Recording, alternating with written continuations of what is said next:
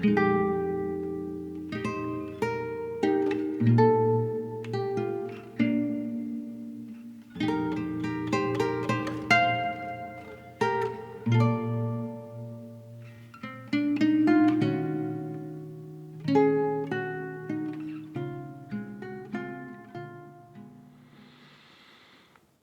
veces el pensamiento se cansa.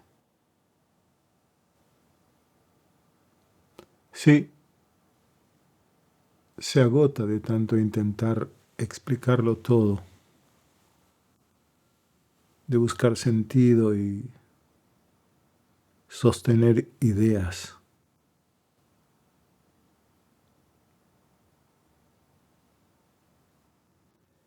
Y entonces empieza a soltarse.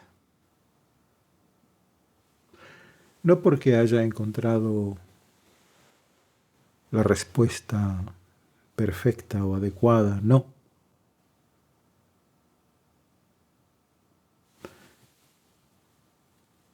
Es porque comprende que ya no le resulta necesario.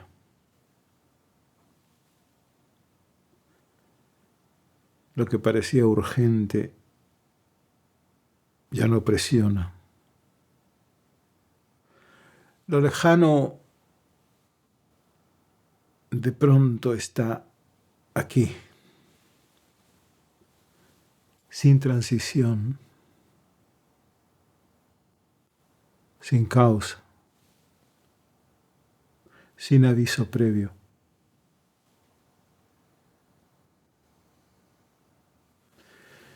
Y entonces la claridad aparece. Pero no como un logro o una conquista. Simplemente está. Ya no hace falta esforzarse por mantener la atención. El esfuerzo desaparece sin lucha. Porque aparece una evidencia sin palabras. Lo que observa no está separado de lo observado. Todo es uno. Y no se trata de aprender algo nuevo o de mejorar. No se trata de dejar de intervenir, de dejar de controlar y empujar. Entonces, lo esencial se deja ver, sin bullicio, sin promesas. Simplemente está en el fondo, silencioso, presente, y no pide cambios. Solo te acoge tal y como eres.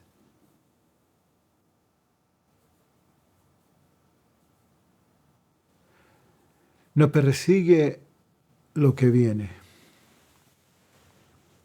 No se aferra a lo que se va. Y aún así está despierto, totalmente presente y vivo, sin intención ni máscaras. Así, sin más. Cuando uno ya no trata de alcanzar nada, justo en ese umbral ocurre algo inesperado.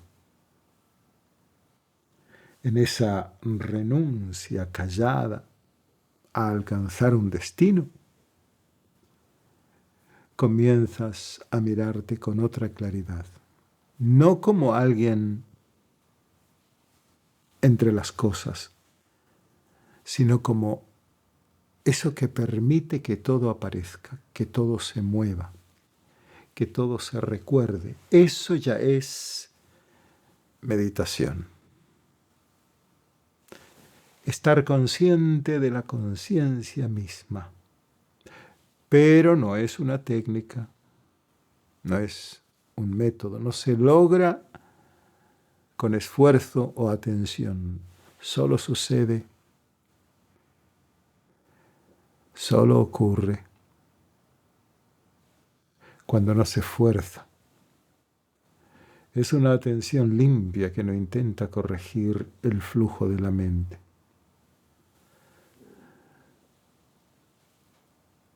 Solo permite que la conciencia se reconozca a sí misma, sin conceptos, sin intermediarios. Y es importante entender esto. Por más efectiva que parezca una práctica,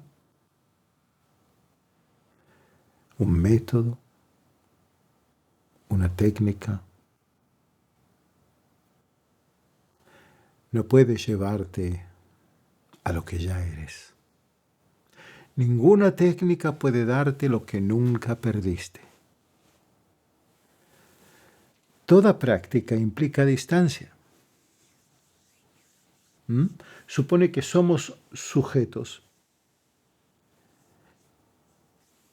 y que algo tiene que pasar para unirnos con la verdad. Por eso ya es una transformación y lo esencial no se transforma, simplemente es. Sí, claro que el ejercicio, el esfuerzo, la disciplina producen efectos, por supuesto que sí. Pero, atención, esos efectos no revelan lo que está antes de cualquier cambio. Solo configuran estados, modos de ser, formas pasajeras de eso que llamamos yo. Y ese yo cambia, se mueve, se adapta. Puede enamorarse, casarse o sentirse solo, puede cansarse y envejecer. Esas variaciones del yo empírico son expresiones del devenir. Y el devenir es tiempo, movimiento, historia. Pero el ser no entra ahí. El ser no se apega a nada ni a nadie. El ser tampoco se aísla. Permanece así, tal cual, constante, inalterable, inmutable, silencioso. Es el fondo silencioso de toda experiencia. Y la conciencia de ser no puede ser adquirida, lograda, alcanzada, obtenida. No hay un camino hacia ella porque está antes de la búsqueda, antes del logro e incluso antes del fracaso. Y sí, muchas veces queda ocultada por los objetos mentales, emociones, sentimientos, pensamientos, ideas, pero no depende de ellos. No necesita que la veamos para estar ahí. No precisa ser percibida para estar ahí. Es la condición que hace posible todo fenómeno, mental, corporal, emocional, todo. Está ahí, siempre. Aunque no la miremos, ni la pensemos. Ahora bien, hay una distinción importante, y no es menor. Hablemos de la diferencia entre el ser que permanece y el yo que cambia con el tiempo. Esa diferencia se ha explorado con seriedad desde distintas tradiciones. Todas coinciden en algo fundamental. Lo esencial no se construye, se revela. Y esa revelación no desciende por añadir, por obtener, por lograr, sino por soltar. Es una forma de ver que desactiva la costumbre de identificarse con lo que aparece y desaparece. Se trata de reconocer lo que nunca ha dejado de estar, incluso cuando no lo percibíamos. Ese reconocimiento simplemente ocurre cuando cesa el impulso de buscar. Pero cuando la mente se ha aferrado a una identidad finita, cuando uno cree ser solo y exclusivamente ese yo limitado, entonces la conciencia pura parece lejana, distante, permanece tapada, cubierta por capas y capas de pensamiento repetido, condicionamientos, hábitos, reacciones, como si lo real hubiera quedado atrapado bajo todo eso. Y sin embargo, la conciencia nunca dejó de estar ahí. ¿Me siguen hasta ahora? ¿Se han sentido alguna vez fragmentados y distantes? ¿Notaron cómo entonces surge el impulso de buscar alivio, de asumir una práctica? A menudo nos condiciona una creencia muy firme, que solo mediante un proceso deliberado se puede acceder a la paz y a la dicha verdaderas. Pero desde esa perspectiva parece casi imposible. Ante esta situación, la enseñanza no dual ofrece una vía provisional que sin añadir nada aclara. La autoindagación o Atma Vichara. Esta vía consiste en mirar hacia el interior, hacia adentro. Soltar la idea de ser un yo separado.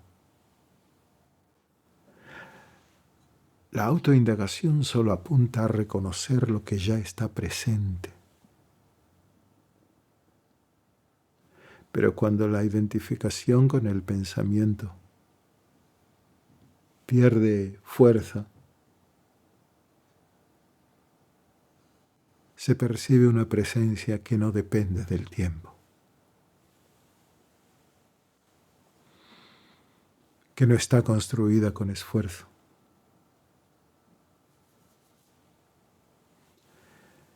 No necesita que la fabriquemos, solo que dejemos de distraernos de ella. Ahora, presten mucha atención. En algunas versiones actuales de la no dualidad, lo que originalmente era una concesión pedagógica, una ayuda temporal, se convierte en una idea rígida. Y con la intención, a menudo sincera, de parecer espiritualmente lúcido, se dice que todo sufrimiento aparece en la conciencia, pero no hay nadie que sufra, así que no hay nada que hacer. Eso suena elevado, pero puede ser sumamente engañoso. Porque si se toma al pie de la letra sin discernimiento, esa actitud puede volverse una forma más de evasión, de escape, una manera elegante de no mirar de frente el sufrimiento real. En lugar de tocar la raíz del dolor, se lo disfraza con palabras, se lo neutraliza con una fórmula, pero no se resuelve. Y entonces ocurre lo más paradójico. La enseñanza que buscaba disolver al yo es capturada por ese mismo yo. ¿Mm? El ego se apropia del discurso no dual y lo convierte en una estrategia más para sostenerse. Ahora ya no se presenta como alguien que busca, que lucha, que se aferra, sino como alguien que ya ha comprendido. Pero detrás de esa máscara de desapego, porque es una máscara de desapego, sigue operando el mismo impulso de apropiación. Aquello destinado a liberar termina encerrando. Aquello que debía marcar el fin de la confusión la prolonga. Y lo hace con palabras bonitas, con fórmulas cerradas, con un lenguaje que parece claro, pero que ya no toca nada vivo. Así la comprensión se congela y la verdad se esconde detrás de una frase definitiva. Cuando aparece el sufrimiento, lo más honesto, lo más íntegro es mirar hacia adentro. Dirigir la atención no al dolor en sí, sino a quien lo experimenta.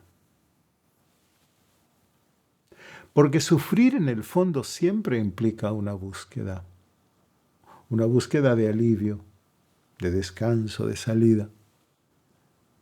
Y para quien vive como un yo separado, quedarse quieto no es realmente una opción. La estructura del yo reclama movimiento y acción.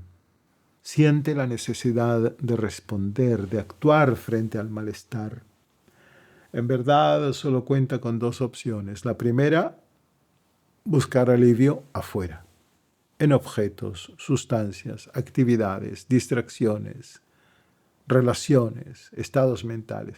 Todo eso ofrece un descanso, sí, pero muy breve, muy, muy breve. La segunda consiste en volver la mirada hacia el origen mismo del sufrimiento, no para analizarlo ni para entenderlo con la mente, sino para descubrir en qué se está basando. Y esa dirección se llama autoindagación. No es introspección psicológica, tampoco es pensar, es mirar con honestidad, con sinceridad, sin autoengaño. Cuando se observa con sinceridad, el esfuerzo por controlar se suaviza. Y poco a poco se da un paso hacia la entrega interior, no como acto de voluntad, sino como un descanso natural. Un retorno, un volver a esa presencia silenciosa que nunca se fue, que nunca abandonó. Esa que está siempre, justo antes del pensamiento, justo allí antes del yo. Al principio, cuando uno empieza a practicar, ya sea meditación, introspección, o incluso una oración silenciosa, oración contemplativa, suele sentir que está haciendo algo voluntario, ¿no? Hay un esfuerzo claro, una intención personal. Parece que el yo está activamente involucrado en el proceso tratando de lograr algo concreto. Y al principio del camino, eso tiene sentido, ¿no? Pero con el tiempo, lo que parecía un acto voluntario empieza a transformarse en una presencia sin tensión. Poco a poco, la voluntad deja de ser el motor. Ya no hace falta empujar tanto para quedarse quieto. Surge una disponibilidad silenciosa que solo está ahí, abierta. Y entonces, todo queda claro. Meditar no es hacer algo. Es cesar el impulso de controlar lo que ocurre en la experiencia. Cuando eso se detiene, la conciencia indivisa se muestra sin esfuerzo, sin técnica, sin necesidad de provocarla. Surge una comprensión directa, no aparece al actuar. Se revela cuando quien actúa deja de tratar de apropiársela. Lo curioso es que esa conciencia no llega, porque en realidad nunca se fue, solo permanecía eclipsada por la creencia de estar haciendo un esfuerzo para alcanzarla. En cambio, el yo separado sí necesita mantenerse activo. Es un movimiento continuo que vive del impulso de actuar, de pensar, de decidir, de sostener su imagen. El yo, tal como lo entendemos, no existe por sí mismo, se alimenta de su propio hacer constante. Y cuando ese hacer se detiene, también el yo se disuelve.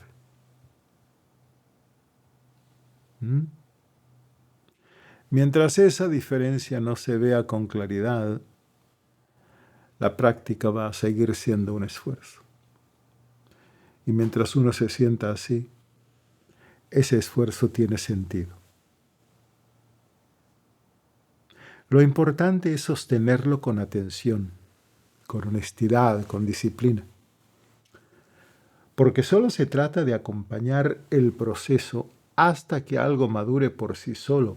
Ningún esfuerzo puede llevarte a ser lo que ya eres. ¿Me entienden? Una vez visto, no hay vuelta, no hay retorno. No por haber alcanzado una meta, sino por soltar la búsqueda de lo que siempre estuvo. Y al final solo queda eso, estar. Estar sin interpretar, sin controlar. Y en ese estar, la atención deja de ser un esfuerzo voluntario. Se vuelve transparente. Ya no existe un dentro ni un fuera, desaparecen el centro y los límites. Permanece únicamente este instante, sin nombre, sin propósito, sin dueño. Nada que añadir, nada que quitar.